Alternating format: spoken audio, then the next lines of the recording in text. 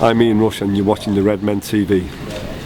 Hello and welcome to the Redmen TV. This is your very first ever transfer focus show. As we mentioned last week when we put out the question, who do you want Liverpool to buy in January? We were going to start to look at some of the potential January targets for Liverpool Football Club, as well as some of the players who may well be getting shipped straight out the door.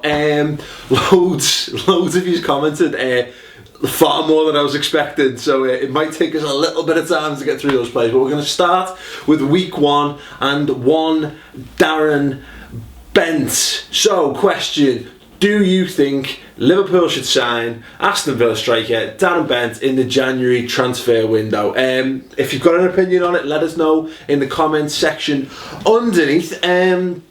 Yeah, let's have a little look at the sort of pros and cons. Let's start with a bit of a Darren Bent fact file. Yes, first and foremost, he's made nearly £60 million worth of transfers in his career, which is fucking astonishing when you consider his relatively, how shall I put this delicately, relatively small profile in the world game. I think he has something like 16 caps for England. Probably should have researched that a little bit better. Anyway, we shall consult our cheat sheet as we move on. His Premier League record as a centre forward: he's made 239 appearances, scoring 102 goals. That's a goal every 2.34 games. Yes, precise. His worst season as a professional footballer, a Premier League footballer, was with Spurs in the 2007-2008 season, where he scored just 6 in 27 or 8 in 36 in all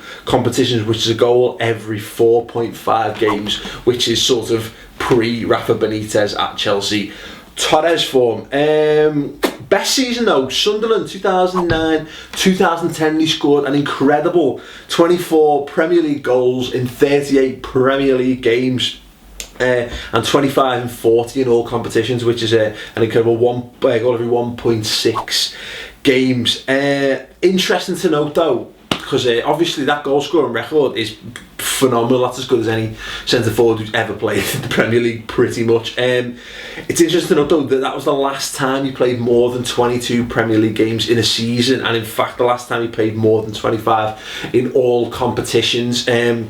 We'll have a few pros and cons in a second. That will of course play heavily into that. Interesting to note as well, this season he's made 10. Well, I'm going off as let's make it clear, I'm not a huge Darren Bent aficionado. This is from Wikipedia. If they've got it wrong, you're to blame, because Wikipedia is edited by us, the people. He's got 2 in 10, which is a goal every 5 games, which is slightly less than inspiring form, although obviously he's had far more substitute appearances this season with the rise of Christian Benteke and the regime of Paul Lambert. So let's have a look at Darren Bent's pros and cons. Pros: he quite clearly wants some first team football, don't we all? As mentioned, Christian Benteke has become the main man, as we all saw why at the weekend, at Aston Villa. So obviously Darren Bent's not the kind of player who's going to want to sit on the bench for the rest of his career, so he's obviously going to be angling to get some more first team football. So that's definitely a pro, in that he wants to move, in theory anyway. He's got bags of Premier League experience, as mentioned, 239 Premier League appearances, as well as a couple of seasons of Championship football as well in his youth for Ipswich. So that's definitely in his favour, because at least you know what you're going to get, and you know all those question marks that have been made about adaptation to the Premier League. You know, you bring a foreign player in, you've got issues of how will they adapt, not just to the Premier League itself and the pace and the power of the league, but also how will they adapt to the lifestyle, etc, etc. That obviously won't be an issue. English lad, played his entire career in England, that is obviously a pro. If you disagree, by all means let me know in the comment section underneath. And as mentioned as well, good goal scoring record, 2.34. What was I get? 2.34 as a goal scoring ratio's not bad at all. The fact of the matter is, you know, he's quite clearly not a worldie of a centre forward, but as far as goal getters go, that's a pretty solid return in what is, you know, notoriously a difficult league to score in, as we found to our displeasure for the last 18 months or so, shall we say. Right, cons.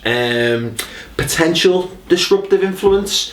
His well publicised Twitter rant while at Spurs when he was trying to angle for a move to Sunderland is one that sticks out. And the fact that once at Sunderland and he wanted to leave, he handed in a transfer request. So there you go, there's that to consider.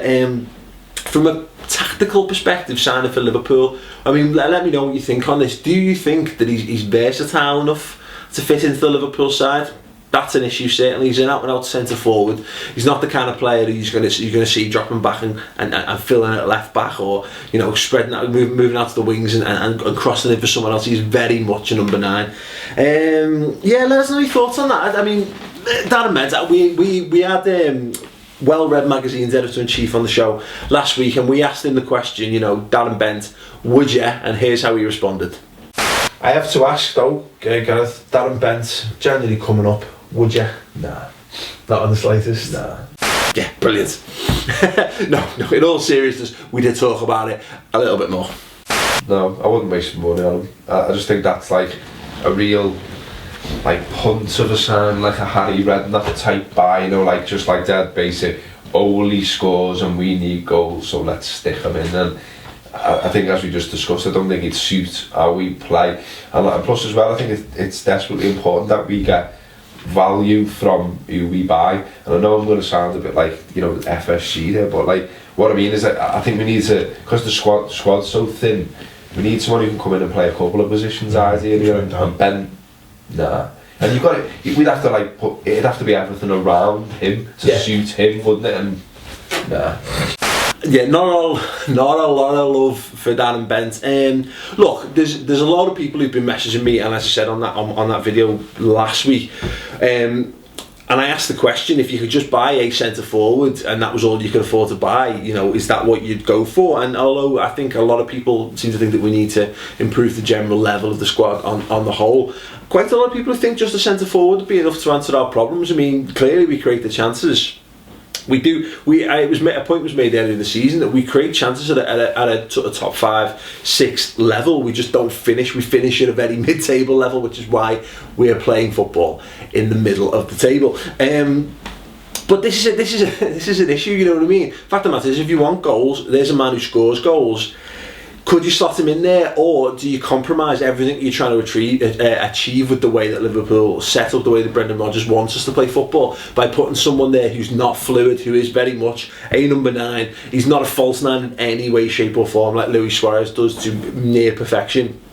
Messi, actual perfection, being able to pull off the front, let space for the attacking midfielders or wingers to enter that space that he's vacated.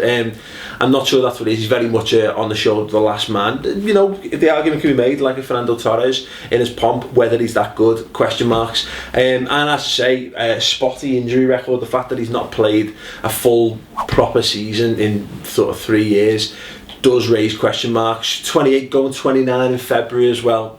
Still got a few good years ahead of him. Should be at the peak of his powers as well, which is something to consider. But also bearing in mind the Clint Dempsey thing, being 29, would that fit the FSG model as we understand it right now? A player of that sort of age when you're not going to get a great deal of resale from him. But that being said, if you get him on the cheap, is he worth just having? But contrary to that, is he only going to sit on the bench anyway, and would he want to move from one substitute bench to another? Answer, if you paid him enough, yes. But are we going to pay him that much money? I suspect highly no. Anyway, let us know your thoughts on Darren Bent. As I said in the match builder last week, Darren Bent is the question.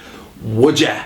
Let us know in the comment section beneath, or tweet me at the Redmen TV. We had a Love, Follow, Conquer competition last week. I completely forgot to announce the winner on the match reaction, so let me announce it now. Chris Randall at Randallini on Twitter. Congratulations.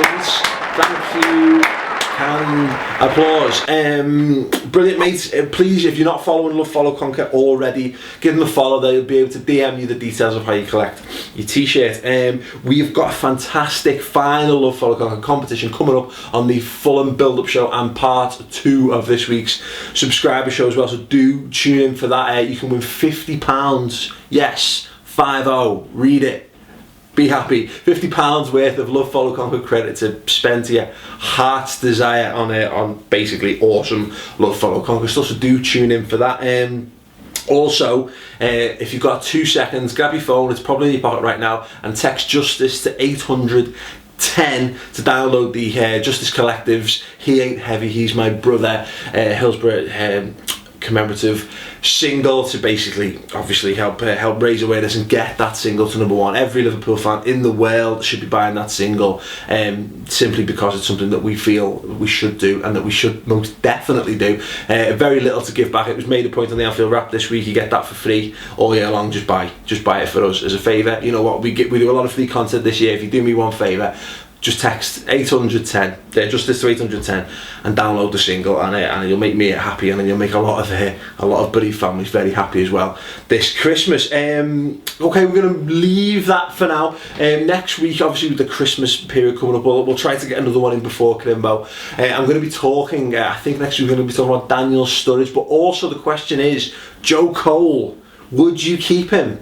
Now, I know that sounds like a stupid question because the answer seems pretty obvious if you watched any of the shows, but you know what? He's been in decent form recently, cropped up with a couple of goals, particularly against West Ham. Very good finish. Are there any circumstances under which you would keep Joe Cole for the rest of the season? Let me know in the comments section, please, or once again tweet me at the Redmen TV to let me know. Anyway, thanks very much. We're going to be continuing these throughout the end of December and all the way through January, focusing on Liverpool's ins and outs. We hope to talk about Theo Walcott with Grant from All About Arsenal as well once we get our webcam set up, which should be interesting to get another team's perspective on things, as well as the potential of Pepe Reina moving in the opposite direction. So please do tune in for that. Please do retweet and share the links as well if you would be so kind. Please do join us on the Scribe Show this week. We've got the James Sutton, Hollyoaks actor extraordinaire, in the studio, and our Christmas special, which promises to be absolutely fucking awesome. Get on it, theredmentv.com, free for a month. If you don't like it, sack it off. If you love it, keep it. It's that simple. £2 a month thereafter. Anyway, thanks very much for watching, and good night. Ta-ra.